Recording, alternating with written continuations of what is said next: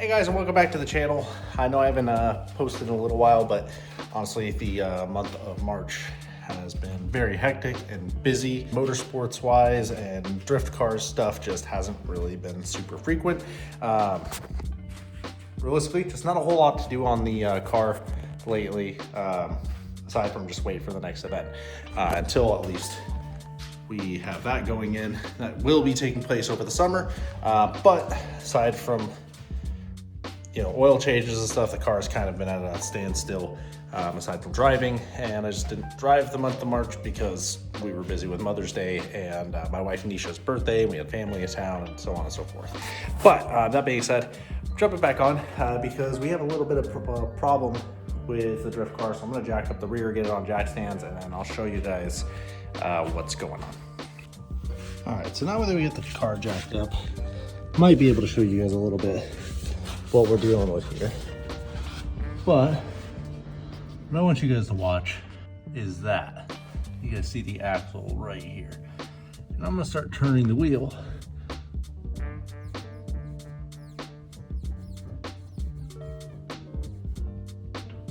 What you guys will notice, there's some play in the CV.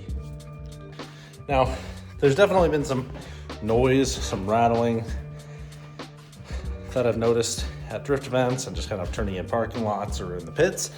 Kind of figured it was just, a welded diff knocking.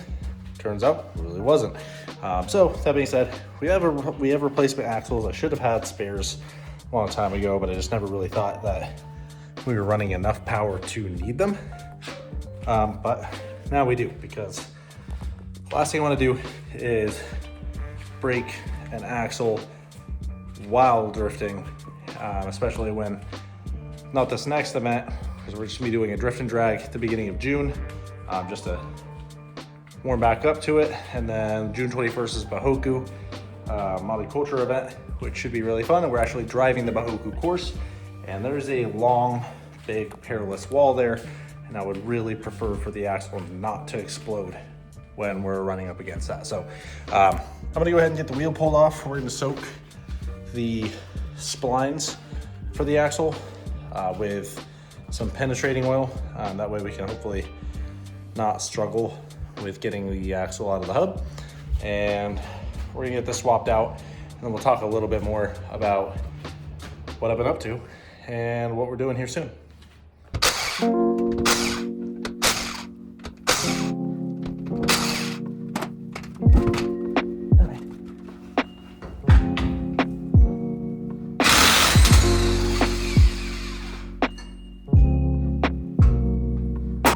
All right, so phone died, but the way I like to replace axles, I remove the top bolt on the knuckle, the bottom bolt on the knuckle, and the shock, pull the spring out, trailing arm drops.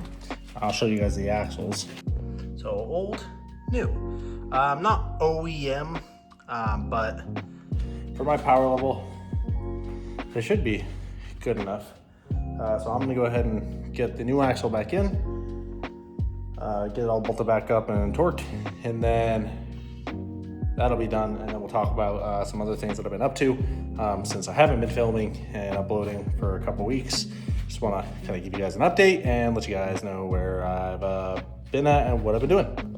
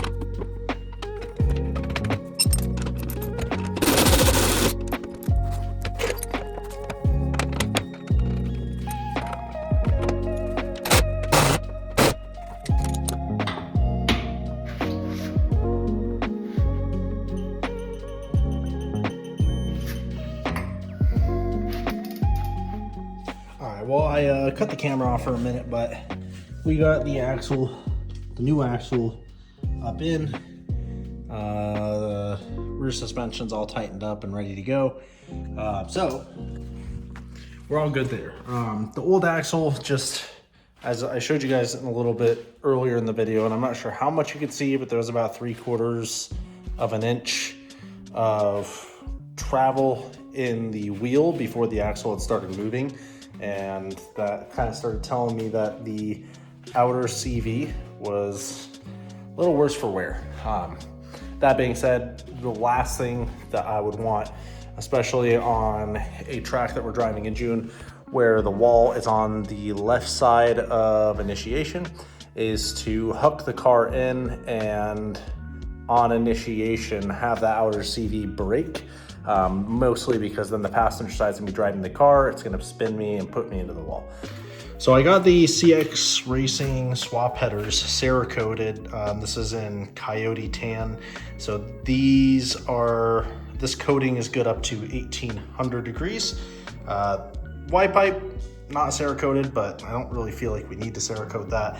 But the header's definitely a good idea because it's gonna be under the hood and we wanna try and keep under hood temps down as much as we can. It's not quite as effective as header wrap. I think there's about a 10% difference in temperature control between Cerakote and header wrap, but also on anything that's got a V or slant head design, the big thing that you really gonna have to worry about with that stuff is your valve cover gaskets leaking. You get oil on them. Once you get oil on them, they are flammable, and once those catch, other things catch, and it becomes a very not fun day. So we're trying to avoid that kind of stuff as much as possible. In other news, we did pick up the Terminator X from Holley. This was what Austin was running in his Audi, and it was running good. We do have the upgraded, I think it's a 7.5 or 8 inch digital display. But this will be pretty much everything we need to run the engine. And then we also picked up this, it's like a no-name brand switch panel. So it's an 8-gang, but it has all the switches built in. As far as relays and everything are concerned in the car, what we plan to do is we're gonna yank the entire chassis harness out of the car. And then we're gonna cut all the leads off the back of the interior fuse box and all of the relays. And we're gonna reuse the fuse box inside for whatever we actually need. I'm not actually sure how much or how many of the how many of the fuses we're gonna have to make use of, but we definitely need to make use of the relays for like the fuel pump. We do have a surge tank sitting over there that we're gonna be running the stock fuel pump to prevent any kind of fuel sloshing. And then we'll run the surge tank to the LS. That being said, it should be a relatively quick and straightforward wiring job, because with the switch panel, really all we have is power, fuel pump, crank and start, stop, fans for when we want to turn it off without, like before the temperature switch comes on, cabin lights, running lights, and underglow. The underglow, I'm not 100% sure when we're gonna do. We may do it when we're doing, like while we're doing the swap or over the summer, not necessarily while we're doing the swap, but that's kind of up in the air. That's not really high on my priority list. It's just another thing that we could do, but we're gonna have one extra function off of the switch panel that we can make use of. So I figured might as well make some cool stuff going on with the car.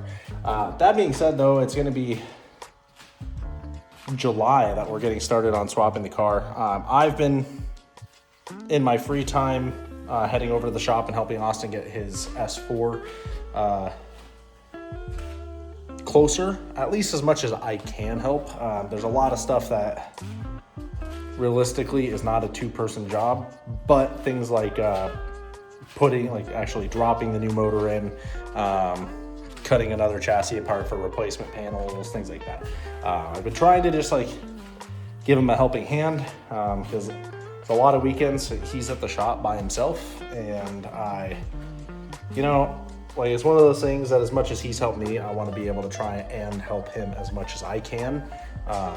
Sometimes I feel like I'm a little bit in the way, but if I ever help at least a teeny tiny bit, at least I feel like it's a learning experience for me because I'm getting to turn wrench on a car that's definitely a lot further along than mine, and then B, help a good friend out in getting his car closer and closer to that finish line. He's getting really close. So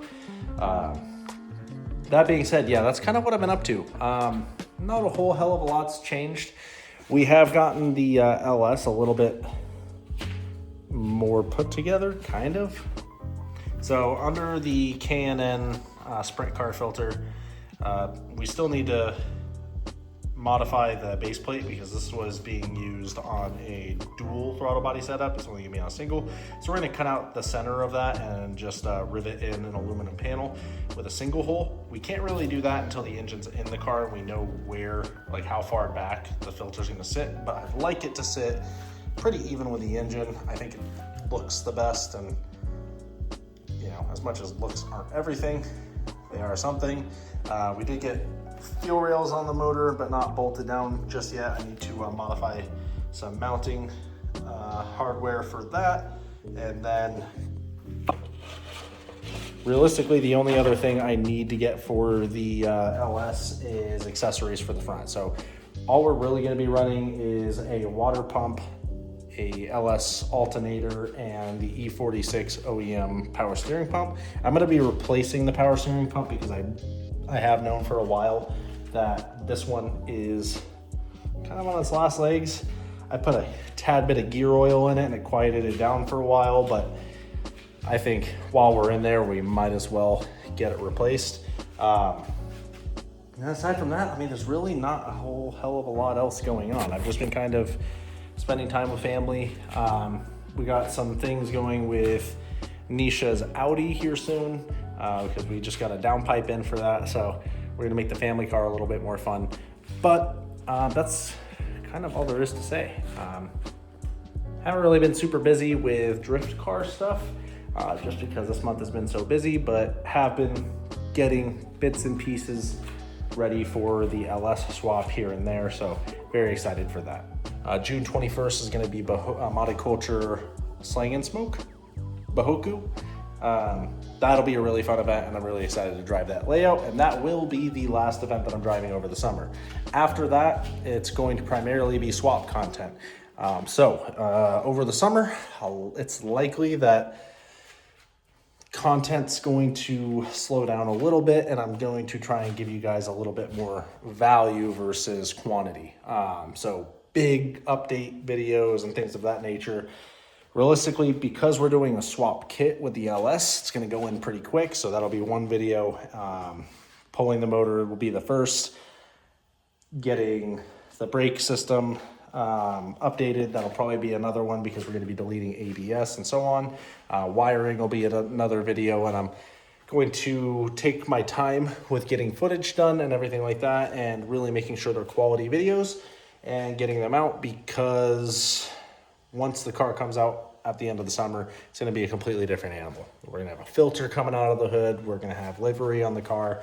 And then at that point, really, it's just going to be drive. There are going to be other things that we want to do because I'd like to get a beefier rear end in the car. I'm going to have to get a beefier rear end in the car, but I'm having a hard time deciding if I want to do an M3 and then eat that money when the day comes that I finally do a rear end, or if I just bite the bullet and do a Winters and one and done it, as they say, so that way I don't have to worry about it anymore.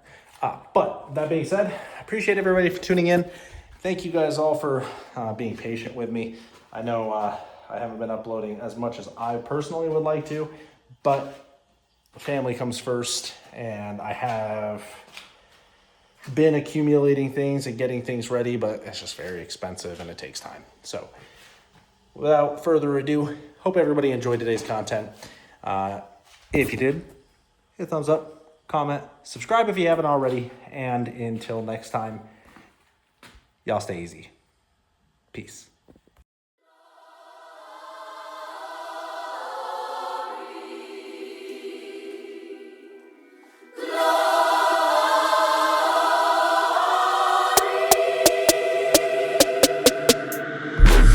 Get down in the car, one time give it all.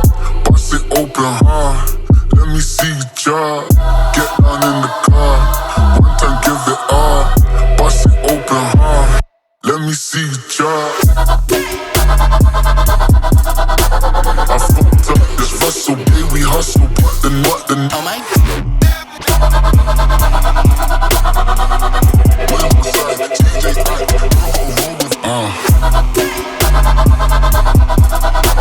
I fucked up this Russell, baby, we hustle. What the oh my.